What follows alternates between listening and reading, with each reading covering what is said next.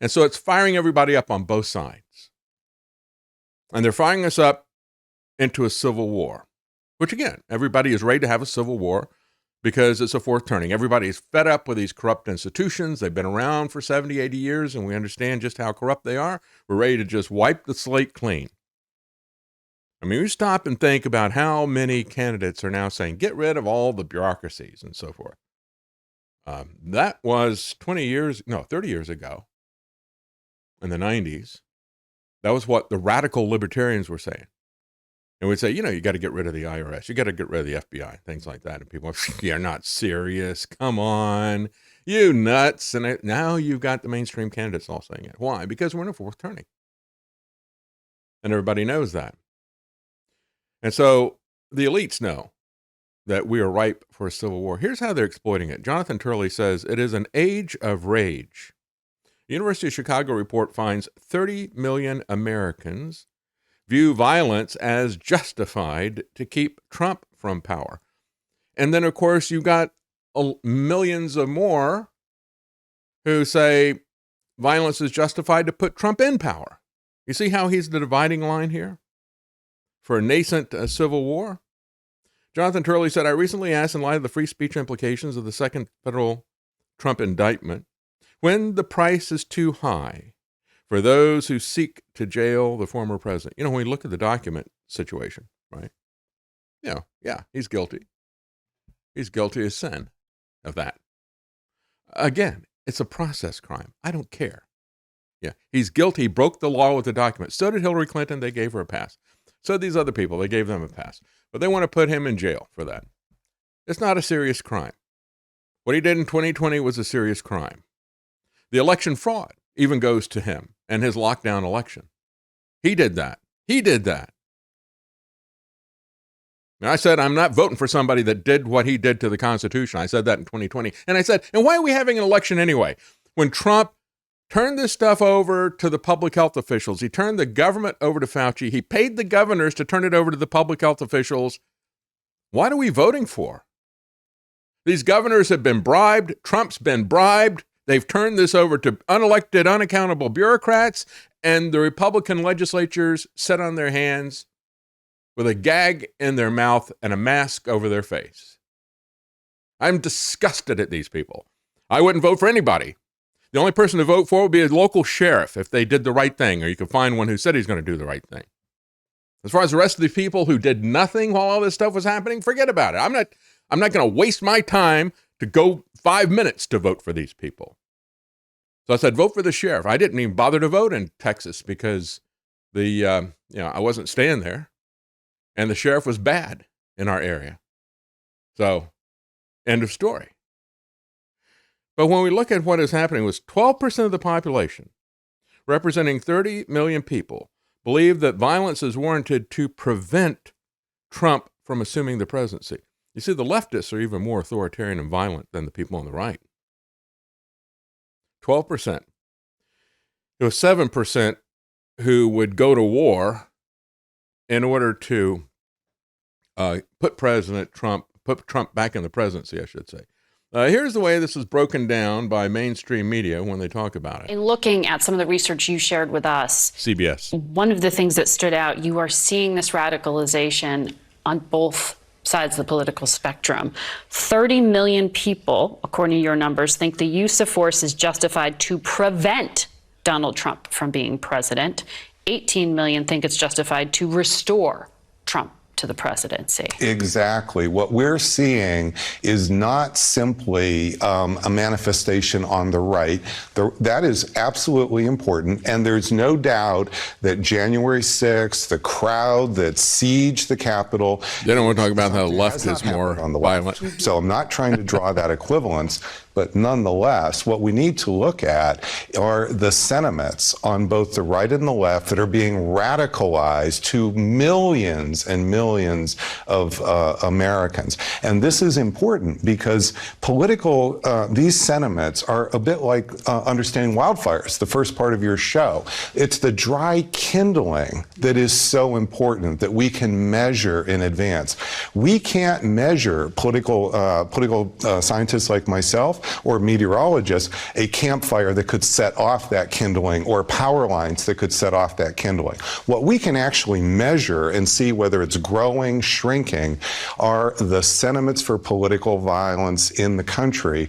And those are growing. And it's important not because every one of those people is going to commit political violence, but because it helps to legitimate political violence. And it is the pool of people that ultimately do commit acts of political violence. And that was MRC TV, pull that out. Good for them to get that. It's kind of interesting, right? Even though it's 12% of the left and 7% of the right, they want to focus really on those dangerous people on the right. Well, the people on the right who want violence, they're more capable of carrying it out, quite frankly, I think. We saw a lot of violence from Antifa and people like that in Portland, Oregon, but if you had a full-blown, as my other son said, not Travis, my other son said, I put my money on the people on the right, even if they're a smaller number. You got 30 million on the left who want violence to keep Trump out, would support it, I should say. And you got 18 million on the right who would support violence to put him in. So we're thinking about 48 million people. 7%, 12%. We're looking at about 1 in 5 people right now want a civil war. Now, we've got 4 trials coming up. And this is going to be a big soap opera. I'm not even going to take a look at these charges. This is nonsense. It's absolute nonsense. But this is a provocation. And I've said for the longest time, I'm glad to see Jonathan Turley talking about this, but he doesn't talk about it the same way I do. I said Trump is the dividing line. Trump is the Mason-Dixon line, if you will, of this next civil war. Is what people are going to be fighting over. They're not going to understand that the real fight is over, what kind of, how society is being reset into a globalist agenda, right? They're not going to be, they're going to be fighting over Trump, not over what they should be angry about, which is the chains of slavery being forged for us with CBDC and the smart cities and the Great Reset, the Green Agenda, the climate lockdowns, the so-called pandemic lockdowns, all the rest of this stuff. That's what they should be angry over. But no, they're going to be angry over Trump. Look at this guy, right? As these trials come in the next few months, the level of anger on both sides is going to escalate. It really is. So, Chicago Project on Security and Threats. It was a survey found Americans are embracing violence as an option for political change. And Trump is the person to support it. The Trump derangement syndrome, you can fall off on the left or you can fall off on the right. More people have fallen off on the left, but they're going to bring the people on the right up to speed with these indictments, And the people on the left will also escalate as they look at these indictments. And as he's likely to beat these things because they're nonsense, that's really going to escalate the left. He got away with this stuff. And, they can get convictions. That'll make the right really angry. And then they can not send him to jail, but, say you can't run for president. You got to stay in Mar-a-Lago under house arrest for a period of time or something like that. That'll make the right really angry. They'll both be angry over that. And that's probably what they're going to do. They'll probably get a couple of convictions and they'll say you can't run for president. You got to stay house arrest or probation or something like that. That'll infuriate both sides. That's what it's intended to do. That's why the details of this stuff don't matter. We can see the bigger picture of what's happening here. We have watched as rage has risen in the country, says Jonathan Turley. I previously discussed how a scene like the recent confrontation on the Tennessee House floor perfectly captured our age of rage. Well, wait and see what happens next Monday as they have their special session. And by the way, it's going back and forth. As I said yesterday, over the weekend, you had a lot of different outlets say, well, he's got to file these bills ahead of time, but there's nothing in there about his red flag laws. And I said, well, maybe he's just having the special session as a saving face. Yesterday, there were multiple outlets that said, you just wait. He's going to introduce this at the last minute, or they're going to put it in as amendments to the bills that have already been put in, but it's probably going to come in, and you have to be careful about that. But the other thing you have to be careful about is another insurrection. Because as we pointed out, Pretty much all the state legislatures are shut down at this time that he's calling a special session.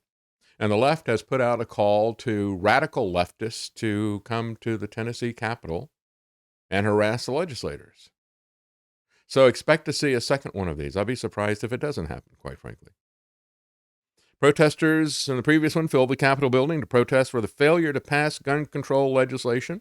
You had 3 Democrat state representatives took the floor, would not yield, got a bullhorn, screamed at their colleagues, as he points out, and as I pointed out, that it was a much worse insurrection than what you had on January 6th, because there you had aggressive actions done by police in riot gear. The police in Tennessee handled it in a civil manner. They were not in riot gear. They used their bodies to shield the legislators. They were pushed, shoved, and hit, both the state police as well as the legislators. But they did not respond in that. So they kept their cool. 3 members yelled, "No action, no peace," on the floor as they're shouting at their colleagues, "Power to the people," and refused to yield to business as usual. One of the things that you heard in that CBS report was he said, look, when you see the fact that you got 1 out of 5 people want to have a civil war over Trump, whether they're for him or against him, it doesn't really matter. Both sides know that they're escalating this, and that's the next thing that Jonathan Turley says. So they're both playing a very dangerous game. Trump is out there taunting the judge, right? Go ahead, do something to me. Yeah, let's make yourself a big man. Show us what a big man you are, whatever. It's a woman, but, that type of thing. And he was talking about dry kindling. How many times have I talked about dry kindling in fires? Why couldn't they put out the Canada fires? Forget about how it started. The question is, why couldn't they put the fire out? It's because they had laid that dry kindling there for a very long time. And it's going to be, once the fire starts of civil war, it's going to be very hard to put it out. Everybody thinks, it'll be no problem. Our side's going to win very easily. Problem is that political figures, says Jonathan Turley, on both sides are attempting to harness this rage, and they are playing a very dangerous game. Trump's inflammatory tweets are an example. Likewise, the former Democrat National Committee Deputy Chair Keith Ellison, now the Minnesota Attorney General, once said Antifa would, quote, strike fear in the heart of Trump.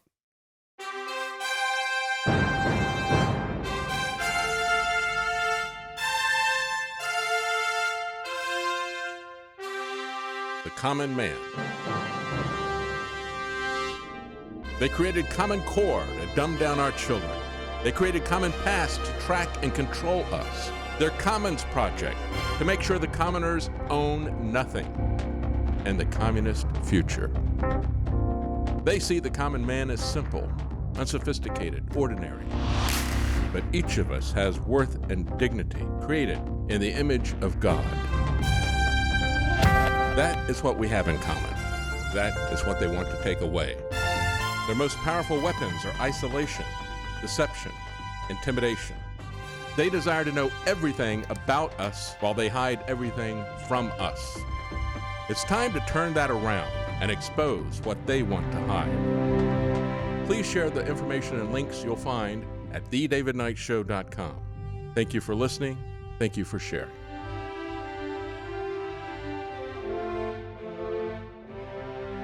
If you can't support us financially, please keep us in your prayers. thedavidknightshow.com.